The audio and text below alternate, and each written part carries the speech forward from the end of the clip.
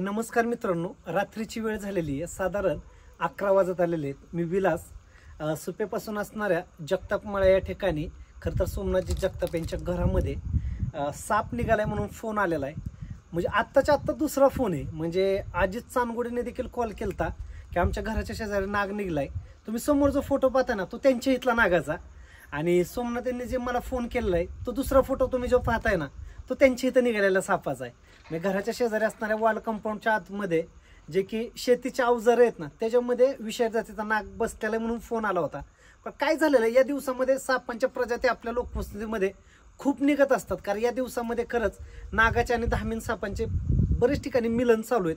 त्यामुळे असे साप तुम्हाला प्रत्यक्षात आपल्या घराच्या शेजारी किंवा लोकवस्तीमध्ये पाहायला भेटतात. साप तुम्ही पाहिला कसा, म्हणजे कुठून चाललेला? तो कंपाऊंडच्या टेलर पसनी आतमध्ये दिसला आणि कुत्र बुकलं म्हणून आम्ही बघत आलो. असं चालू इकडे. हा म्हणजे कुत्र बोकलं म्हणून तुमचं लक्ष गेलं काय आहे तिथं? आम्ही नशीब खरं तर यांचं आहे ना हातरून त्या ठिकाणी टाकलेलं आहे आणि सगळे झोपलेले आहेत. कारण उन्हाळा आहे, आतमध्ये ज्यादा गरम होते म्हणून यांनी झाडं लावलेले आहेत. एक मोकळ्या पटांगणातली हवा घ्यायची म्हणून, आणि त्याच ठिकाणी साप आलाय. पण नशीब त्यांनी 2 असे चांगले कुत्रे पाळलेले आहेत. ते कुत्रे आणि ह्याच्या अगोदर मी गोनस पकडलेला माझं, आणि इथं नाग कुठं तरी पकडलेला. नाग गोनस असे 2. एकदा आणखी तिथे एक आलतो, तो काही साप भेटला नाही. तर त्याच्या पलीकडे एक पकडलेली गोनस नाग होता.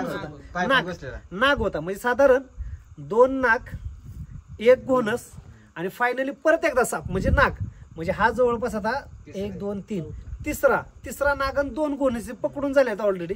साप कुठं निघलेला तुम्हाला दाखवतो. हे ते शेतीचा अवजार आहे आणि ह्याच्यामध्ये साप बसलेला आहे. साप गेलेला आहे मित्रांनो. ह्या ठिकाणी बसलेला विषारी जातीचा नाग बघा ना कसा बसलेला आहे. म्हणजे विश्वास बसायचा नाही.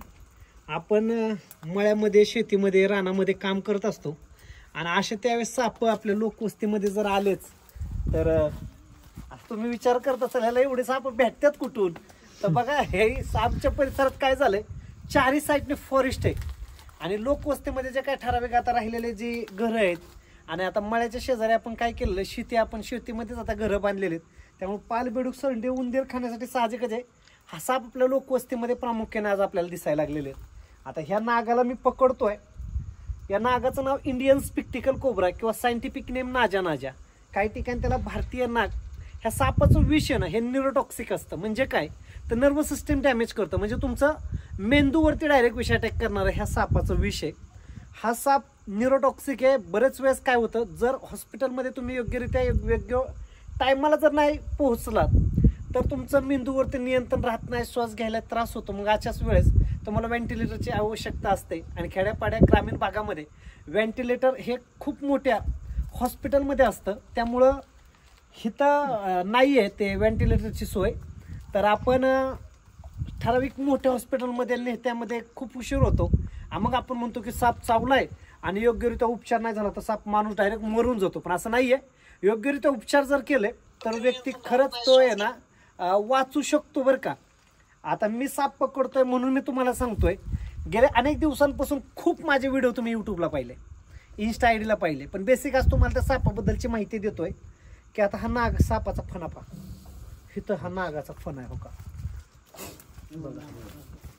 आता एवढा मोठा नाग या ठिकाणी आलेला आहे मित्रांनो. त्याचे विषग्रंथी एवढे मोठे आहेत ना, कमीत कमी 20 ते 25 लोक सहज मारण एवढं त्याचं विष आहे. आज त्याच्या तोंडामध्ये पाहिलं, त्याच्या दातामध्ये हे सगळं विषग्रंथी आहेत ना, फुल आहेत एकदम.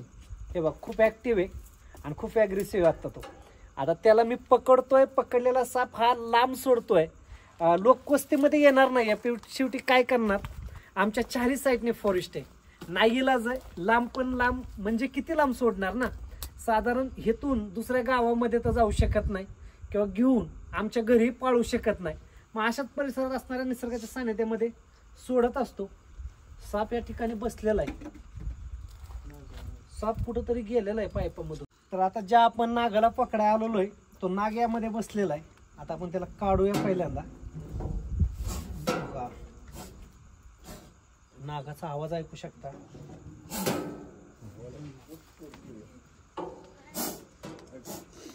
अरे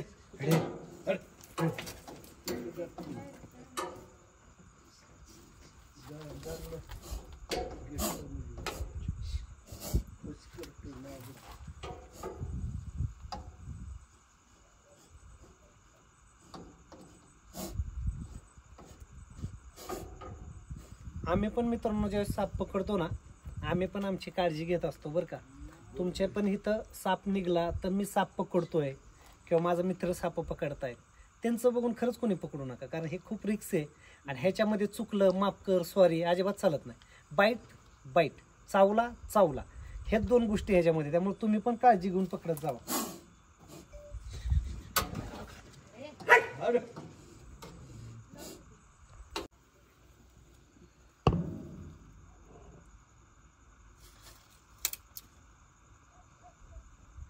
सुद्धा स्टील पाहिजे असं.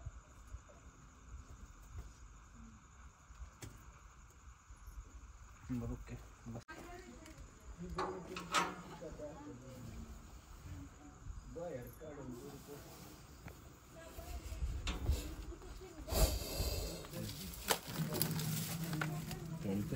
तिकडे रोहित ह्या साईडने, आता इकडून ह्या साईडने.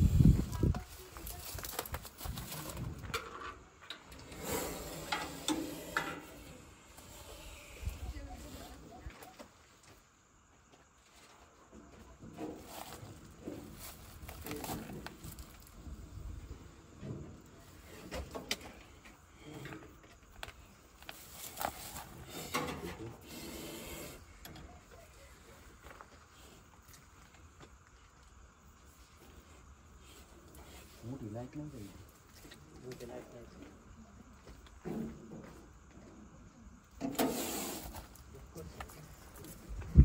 लाईट दाखवत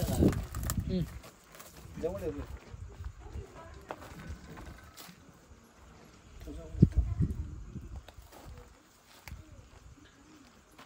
तर फायनल मित्रांनो, आपण ह्या विषारी जातीच्या नागाला आता पकडून बरणीमध्ये भरपायला.